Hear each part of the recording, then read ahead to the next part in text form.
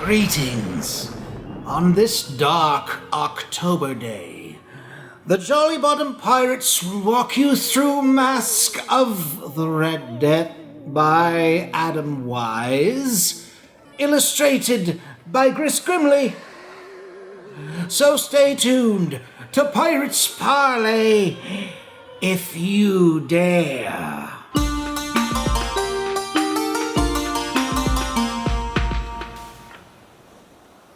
I think we may be haunted. But that sets the stage nicely for this game, because there's a ghost inside every box.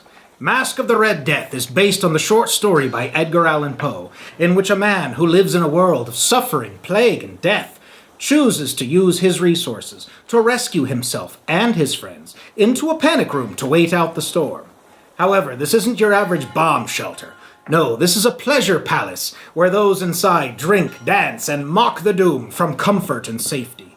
So no one mourns them when the plague gets in anyway and takes them out one by one. But unlike the morality tale, when you attend this masquerade, you may actually survive, if you play your cards right. So we're going to take a close look at the game that brings this story to life. Now get ready to party till you drop. First step, get yourself a big table. This one's got some sprawl to it. Each player selects one of the 7 deadly nobles and takes the following: the matching standee, popularity marker, player board, and player's screen. Shuffle the popularity markers for each player and lay them randomly, one space at a time along the popularity track, starting at 1, as best you can. Separate the action cards into these stacks: discuss, dance, jest, admire, mock, flirt, swindle, threaten, menace, and personality. Shuffle the personality cards and deal 1 to each player. The leftovers won't be used. Now deal each player 1 of each of the remaining stacks and shuffle everything. This will give each reveler a deck of 10 cards, one of which will be their unique personality card. Whatever's left gets swept back into the box. Place the movement tiles somewhere handy, also the prince's board. Shuffle his tiles and remove 2 from the game without peeking. Place the other 12 randomly and face up on the time slots of his board, and now you know everywhere he'll be and when. Set the clock to VIII, which is Roman for 8. Some have reported that their clocks tend to be loose. We have one of those. So if you have this problem, you can just lay it on its back, or just be ginger with it, you clumsy ape. And since it's 8 of the clock, check the prince's board for that time slot, which is the very first one, and then remove that tile. Place the prince's standee in the room matching the color, or if the color throws you off, just follow the icon. Handy. Now separate the rumor cards into 2 piles: evidence cards and gossip cards. Then separate the gossip cards like this: 12 o'clock, 12:10, 12:20, 12:30, 12:40, and 12:50. Now the time slots at the other end of the board are for the Red Death cards. Shuffle each time pile and deal 2 cards into the matching time slots. Now, like the prince, these will decide where and when the Red Death will manifest. And let me tell you, that's just where you don't want to be. Now, take the rest of the gossip cards and shuffle them with the evidence cards, and just put that stack anywhere. Attaboy. Now, the players will place their standees in the abbey. The player with the least popularity picks a room and goes there, then the next highest, and so on. You can all decide to do this simultaneously instead, so decide amongst yourselves how you'd like to do it. We are now ready. Shall we dance? Here's the round order. Step 1. The Prince rewards. Anyone in the same room with the host increases their popularity by 1, starting with the least popular guest.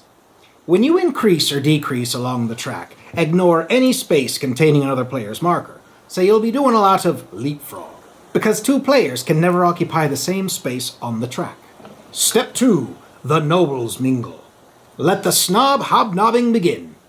Go through your whole deck of action cards and pick one to play. These cards will allow you to take or look at rumor cards, or change the popularity of yourself or others. A few things to consider when choosing. After playing a card, you will discard it, including your personality card. The exceptions are discuss and dance. They are endlessly reusable. Just put them back in your deck after use. Also, there are only 3 of the basic action cards that don't require you to be in the same room as another player, what the game calls being nearby. Other than that, the cards are fairly straightforward. After everyone has played their cards, each player, starting with the most popular, may choose to move one room, clockwise or counterclockwise. Or you can all do this simultaneous. I don't really care, mate. Now, the prince moves. Easy business. Take the next tile from his board, revealing the new time slot, and place him in the room matching the tile you just removed. Now the round ends. Move the clock hand forward to the next notch, and start a new round, back at step 1. Do all of this 12 times until midnight strikes, and accomplish what you can, because life is fleeting. If you get an evidence card from the rumor deck, immediately take a peek at a card at the red death slot it shows, then put it back. Now as you play, take movement tokens at your convenience, and start placing them on the movement slots for when midnight strikes. You can choose clockwise, counterclockwise, or no movement for each space. But now there were 12 strokes to be sounded by the bell of the clock, and brother, you're in trouble. When midnight arrives, remove Vincent Price, the prince, from the board. Consider him dead. It's all in the story in the back of the rulebook. Now put the Red Death in the center of the board where he can intimidate everyone equally. And all players hoist their screens and reveal their desperate plans. First, from highest to lowest or all at once, players move according to the first token they placed. Flip the top card from the Red Death's 12 o'clock stack and place him in that room. It is now a kill box, and everything inside it dies. Poof! Gone! Thanks for playing. Now flip the other card and kill anything in that room.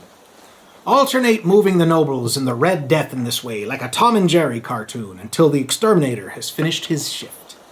And any survivors measure themselves according to popularity, which still matters to them somehow after an ordeal like this. And the winner is determined. If everyone is dead, well, that's a lot of losers. Maybe do a bit more investigating next time. And that's it. The game ends there. The survivors scuttle off to write books and rebuild society. So let's talk about what just happened. The majority of this game involves playing cards and trying to come up with a plan for when the ghostly destroyer arrives. So, Act 1. You've got some schmoozing to do. If you manage to survive the night, all that popularity will make you victorious. So it makes sense to go for the prestige, which involves using up your cards that boost your popularity up above the rest, or even dragging them down beneath you on the tracker. Also, it behooves you to follow the Prince Prospero around like a lovesick puppy hoping for a bone. But since he's likely to have many tag-alongs, you may find yourself in the same room with revelers who won't hesitate to play cards on you that make your night unpleasant. There's also that nagging thought that you need to be making your plan for when the ebony clock strikes 12. Which brings us to Act 2. The Red Death is coming through the Abbey like a lawnmower from hell, so you need those gossip cards, or at least to lay your eyes on as many as possible. If you get cards from the deck or from your fellow guests, they will show you the safe places. If you see the Red Death cards, then you'll know where not to be, because that's where it will be. You can remember all this, right? Best to decide where you hope to be at midnight. Start placing the tokens on your board from the beginning and go from there, time slot by time slot. With titles such as Clue and Parlock Holmes, you could simply check names, times, and places off of a list until the correct solution was revealed. This game works in similar fashion, except it's not good enough to know a handful of safe places, because you still must chart a course to safety with that information, which you likely won't have access to all at once. Oh, and the taking of notes is specifically discouraged by the designer, just so you know. And we have to agree, reluctantly, this would take the potency out of many of the action cards, so you're left programming the movements for your terrified reveler based on the cards in your hand, your memory, and a bit of luck to fill in the blanks. So the thing about this game is that if you don't survive the post-midnight culling, then you quite simply lose. No ranking, no nothing. All that popularity gone to waste. And the other players won't be happy about you taking an eternity to adjust your movement tokens every turn. So let's assume that your ability to enjoy this game is going to be directly connected to your ability to find a way to work out your midnight plan, which is pretty confusing at times, but that's the game. We enjoyed it very much, but the second act keeps gameplay from being casual, so you know what you're signing up for. As a lifelong Halloween nerd, I give this game points for illustrating the Edgar Allan Poe story with class. It certainly takes you through the narrative more faithfully than even some classic movie adaptations.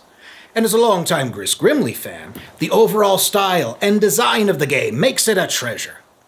Though their decision to use an obvious Nightmare Before Christmas font is a bit unexpected. Mr. Grimley is clearly influenced by Tim Burton, sure. Who isn't? But he's also distinguished himself with his own visual style over the years, so I would have preferred them to use a more general thematic font, but I've been known to overthink things. Masque of the Red Death is a 4 to 7 player game, so if you don't have a group of that size, or you like to play solo, or you have friends who can't move pieces because they're somewhat incorporeal,